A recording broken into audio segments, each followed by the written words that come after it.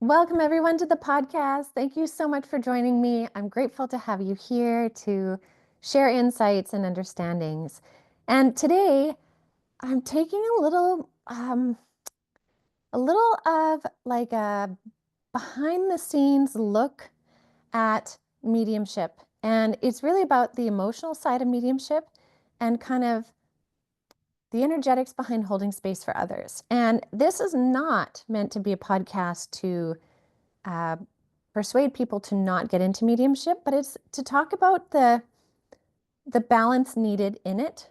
And the reason why I think this is important is because truly we are all awakening to our capacities. When we awaken to our capacities, we awaken to our capacity of communicating with spirit. And what is that termed as? Mediumship. We all have mediumship capacities. Some it's stronger than others, more naturally, but we can all learn it. And I have been teaching mediumship for a while now, and it's amazing to see the growth in people at their own individual speed, but their capacity to communicate. And so many people think, oh, my mind is so busy, I can never settle the monkey mind, or my brain is too busy. Like so many excuses in a way, and valid excuses. I don't mean that in a negative, like a valid reason. I can't slow my mind down. But when we start to bring in those practices and slow the mind down, we start to open up the capacity to communicate. And therefore, it brings up the ability for mediumship. And then usually, once you start to be kind of confident in your mediumship and people hear about it, they start to want to ask questions. They're like, hey, you're a gateway. Can you tell me about this? Can you tell me about that? Now, that is so much fun when it starts to open up and you can be of service to others. At the same time, one thing that I think is not talked about enough is the emotional impact of mediumship, as well as the energetic impact of holding space like that and also spending time in those higher realms. Now, I have had many experiences with very emotional readings. So if I speak on the emotional aspect first, and then I'll get into the energetics. One of the biggest things that I would recommend as you start to embrace bringing messages through for others is trying to find the balance between your compassion and care, or perhaps even empathy for the person, as well as your capacity to remain detached. Because every time that you're connecting in with people's life stories, especially if it has to do with death, the loss of loved ones, trauma situations, you're picking up things energetically. You're empathically connecting with the energies, which are going to make you emotionally feel the energies.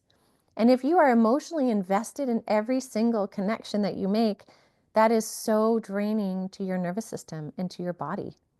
They're not your emotions, right? But you're feeling them because you are so sensitive and in tune with the connections coming through that it requires a balance. And so one of the ways that you can balance that is to set the intention of being somewhat emotionally detached. And I would always tell this to clients in readings when I'd sit down with them and explain to them how a reading works. I would then say, listen, I may seem a little bit emotionally detached based on what potentially comes through. And it's not that I don't care. It's just I have to stay in that energy so that I can clearly get the messages through, so that I don't wrap the emotions of the situation up with my emotions and then potentially even confuse the information coming through, right? Now, at the same time, when we connect in then energetically, right? So that's the emotional side.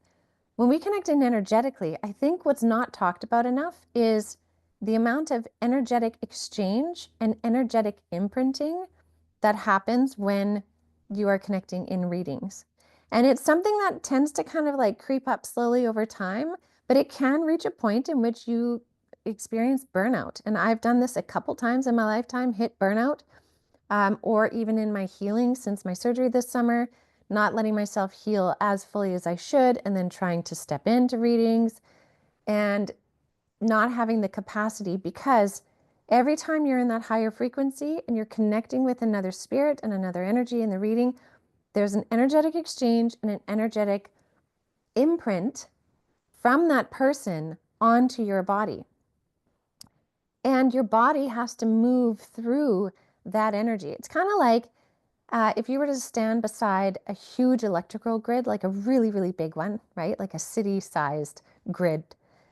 If you stood beside it, your heart rate would likely go up big time and you'd feel a lot of anxiety. You might start sweating. You might feel a little bit dizzy because your body is responding to the increased frequency that it emits. Your body goes through a similar thing when you're doing readings, where it's adjusting to the frequencies that you're communicating with. And even if you're not doing this in readings, but you're just communicating with high vibrational beings, say galactic beings, and so on, there is this energetic imprint that is left on your body that you need to be able to ground and to release so you can come back into kind of a better homeostasis for your physical human body. Because we have to remember that we are physical human bodies here having this spiritual experience, right? But in a physical body. And the physical body has to also adjust as your ascension and awakening and your mediumship abilities open. Because as your mediumship abilities open, you can vibrate, your soul energy vibrates at a higher level. Therefore, your body energy wants to also balance it and match it. And then when you are connecting with higher frequency beings, then your body's trying to also match that higher frequency. Your body is actually doing a ton of work. A ton of work. It's like doing a workout, honestly.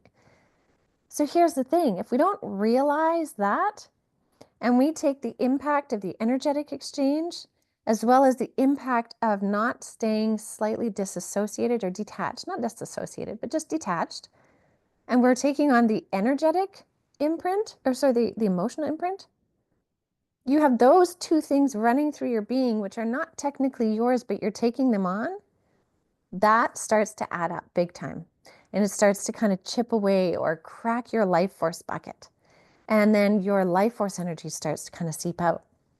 And so, although the spiritual awakening is amazing and profound, there's a reason why spirit will often step back and give you time to recalibrate and balance it out. And they usually do that by taking time to be quiet, where you tune in and you're like, I'm not getting anything. Spirit's not here. They're not answering me. It's usually because they can see the toll that this shift and transformation is taking on your physical. Sometimes your mental and emotional as well.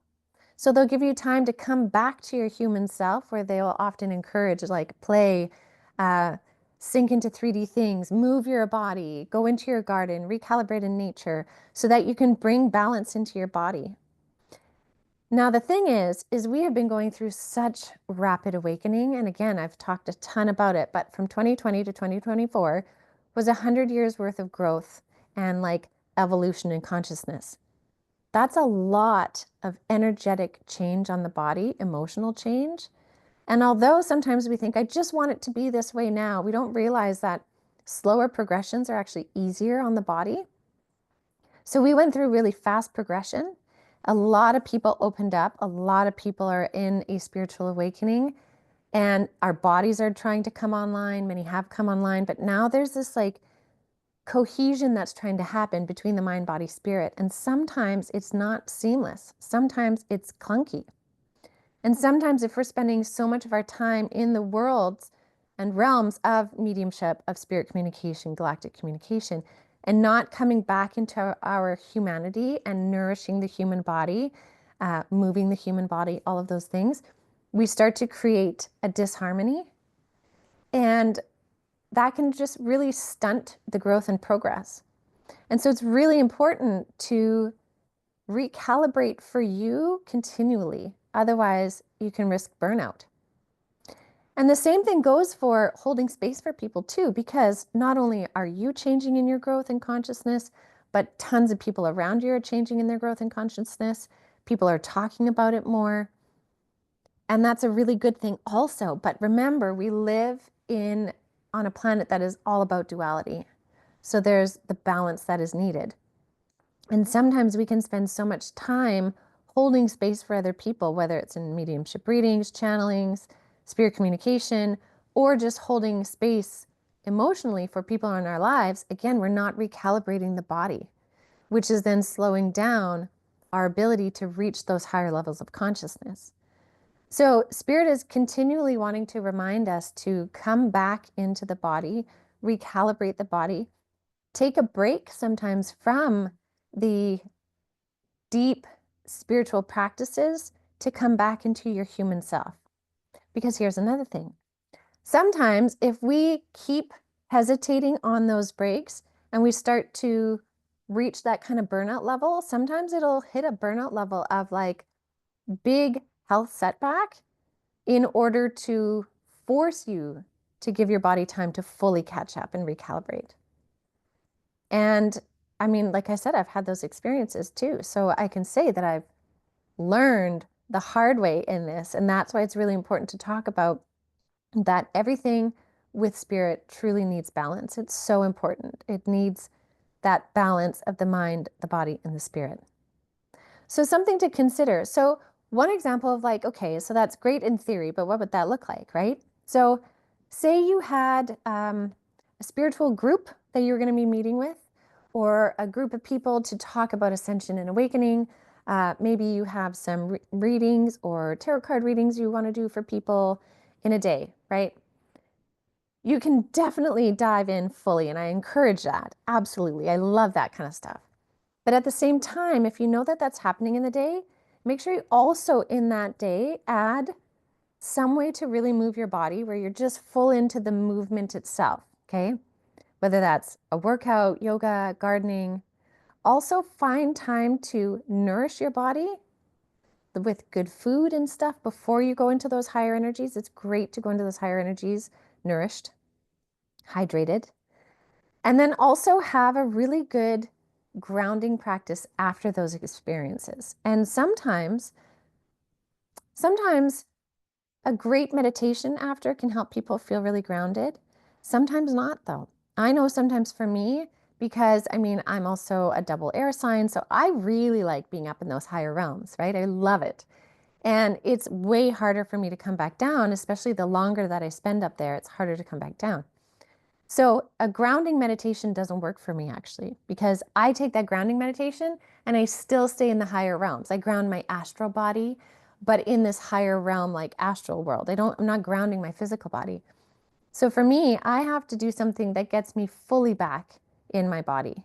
Usually has to do something with either like singing or dancing or a workout or playing with my kids, something like that, that completely distracts my mind, body, and spirit back into this reality. Something that needs all of my attention in the 3D world brings me back into this reality.